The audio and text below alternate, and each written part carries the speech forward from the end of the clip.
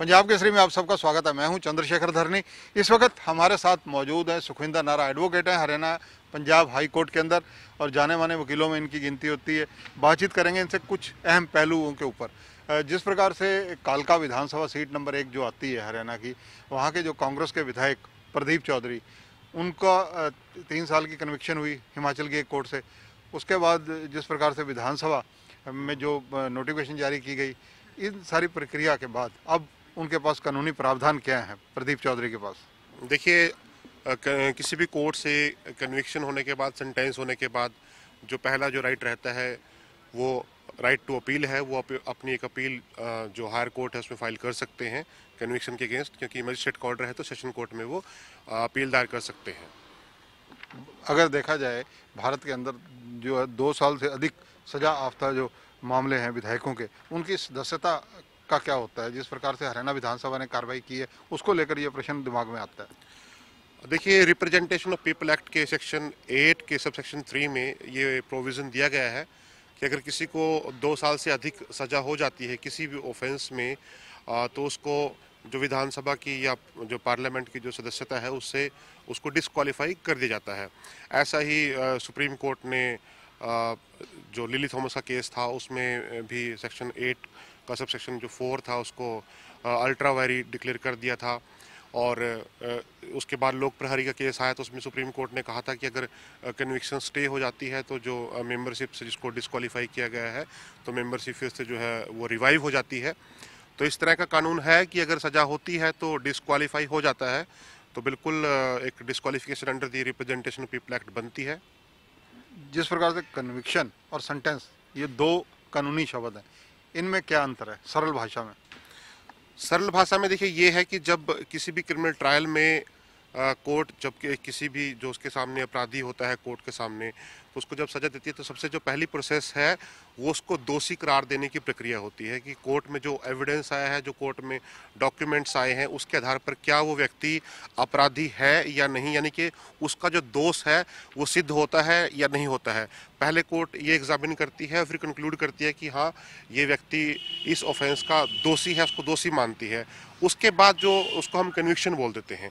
उसके बाद जो नेक्स्ट जो प्रोसेस होती है कि उस दोष की सज़ा कितनी करनी है, 1 साल करनी है, 2 साल करनी है, 3 साल करनी है, वट जो ऑफेंस में दी गई है। तो उसके बाद जो सेकंड जो ऑर्डर कोर्ट पास करती है उसको सेंटेंस बोलते हैं। सेंटेंस का ऑर्डर पास करती है कि कोर्ट उस व्यक्ति को इतनी सज़ा जो है उस दोष के लिए देना चाहती है। तो दोनों ऑर्डर डिफरेंट है, कन्विक्शन अलग है, सेंटेंस अलग है, यानी कि पहले कन्विक्शन होगी, उसके बाद जो है ऑर्डर ऑफ सेंटेंस पास होगा।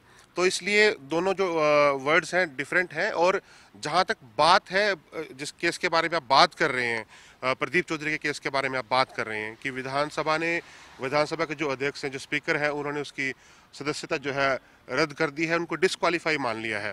तो उन्होंने सेक्शन 8(3) में आई थिंक ये ऑर्डर किया है, क्योंकि 8(3) में डिस्क्वालिफिकेशन बनती है। बट इन माय ओपिनियन जो स्पीकर का ऑर्डर है वो बिल्कुल ही इलीगल ऑर्डर है, गलत ऑर्डर है। हालांकि कुछ कानून के जानकार ये बात बोलते हैं कि जब तक कन्विक्शन स्टे नहीं है तो डिस्क्वालिफिकेशन है, कन्विक्शन स्टे होगी तो डिस्क्वालिफिकेशन नहीं होगी। लेकिन मेरी इंटरप्रिटेशन यहाँ बिल्कुल डिफरेंट है सबसे।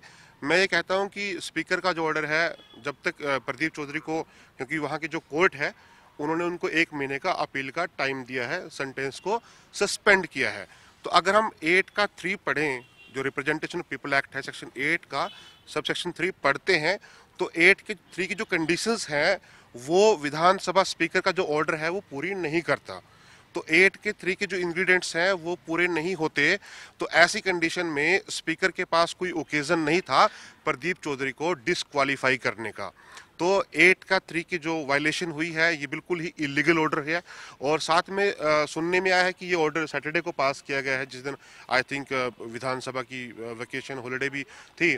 तो बड़ा ही एक हेस्ट मैनर में ऑर्डर किया गया है। कहीं ना कहीं लगता है कि पॉलिटिकली मोटिवेटेड ये ऑर्डर रहा है। तो बिल्कुल ही इन माय ओपिनियन, हालांकि मेरी ओपिनियन गलत भी हो सकती है, but in my opinion this is contrary to section 8 and subsection 3 of the representation of people act. नारा साहब, हिंदुस्तान में ऐसे और कई मामले देखने को मिलते होंगे, कोई कुछ मामले याद हो तो बताइए।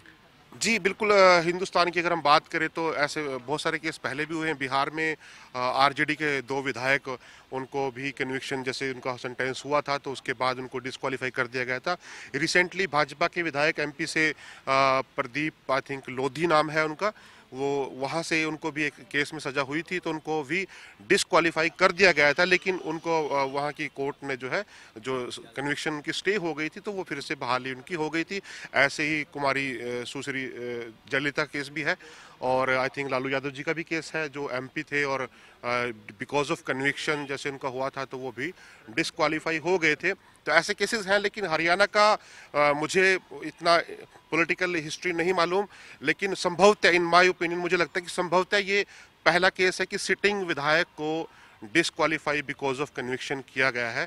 इससे पहले कोई केस हुआ है तो कोई जो पुराने जानकार हैं, जो पूरी विधानसभा की हिस्ट्री को समझते हैं, जानते हैं, वो बता सकते हैं, लेकिन जितना मुझे नॉलेज है, मेरी नॉलेज में ऐसा कोई पहला केस, इससे पहले कोई केस नहीं है कि हरियाणा विधानसभा के सिटिंग एमएलए को डिस्क्वालीफाई बिकॉज ऑफ कन्विक्शन किया गया हो। हाँ, ऐसे केसेस तो होते हैं कि आप कन्विक्ट हो चुके हैं, आप इलेक्शन कंटेस्ट नहीं कर सकते, वो डिफरेंट एक पोजीशन रहती है।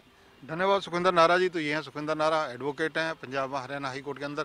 इसके अलावा इन्होंने जो कानूनी पहलू इनके जहन में आए उन पर खुलकर चर्चा की। प्रदीप चौधरी जो कालका से कांग्रेस के विधायक रहे हैं, क्योंकि रहे हैं इसलिए कहना पड़ेगा क्योंकि अब विधानसभा हरियाणा ने वो सीट रिक्त घोषित कर दी हुई है। कैमरामैन सुनील के साथ चंद्रशेखर धरनी, पंजाब केसरी टीवी, चंडीगढ़।